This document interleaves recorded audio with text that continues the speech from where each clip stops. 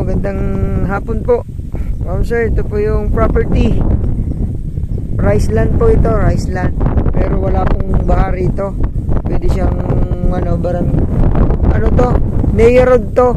Kasi irrigation to. Diretso po ito ng San Joaquin. Ito po yung San Joaquin. Diretso po yan. Provincial road yan papuntang Santa Maria, Tayog. So, lusutan po ng kalsada na to. Ito, dito po kami sa Balungaw, Pangasinan. Ito rice land 7,500 mahigit daw sabi ng seller natin, pero magpapasend po ako ng title mamaya para sure tayo sa area. So irrigated po siya, kaya hanggang third crop po ito.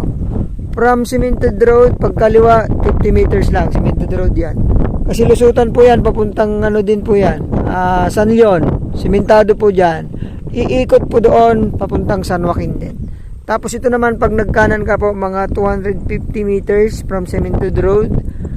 From National Road to siguro nasa 3 kilometers. Mahigit po yung drive papuntang National Road. So from power line siguro to 1.5 kilometers po ang layo. So ito, napakagandang investment po nito kasi ito, property na to, umaani siya ng 70 more or less, no bro, 70 more or less, depende po sa variant ng ng palay.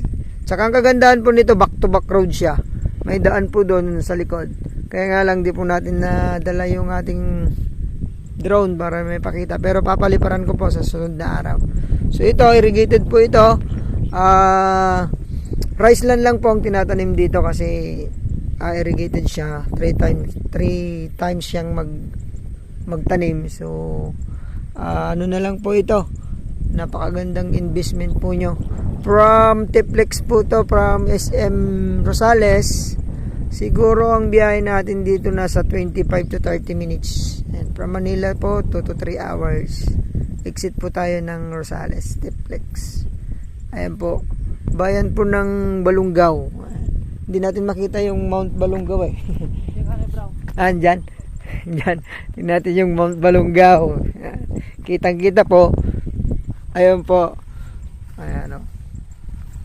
So, maganda. Maglagay ng kubo dito sa harap. Pwede naman. O kaya sa gitna. Tas gawin nating agalagaan po ng hayop dito. Kasi wala pong mga bahay dito. Wala pong mapipirwisyo. Tapos, mountain view pa tayo. Ang ganda po ng view. Yan po yung bundok ng ng Mingan. Ayan. Tapos dun po yung Maliko sa Nicolas. Ang ganda po. Tapos dito sa amin malapit, mayroon po kaming hot spring. Yan, ganda pong pasyalan. Hot spring, cold spring dito po sa bayan ng Balungaw. Ayan.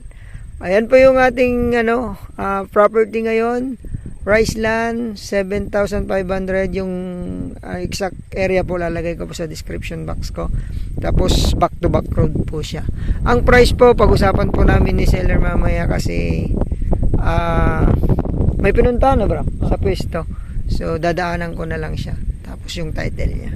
Ayun po, maraming salamat po. Sana magustuhan niyo itong property, rice land dito po sa bayan ng Balungaw. Thank you po, God bless.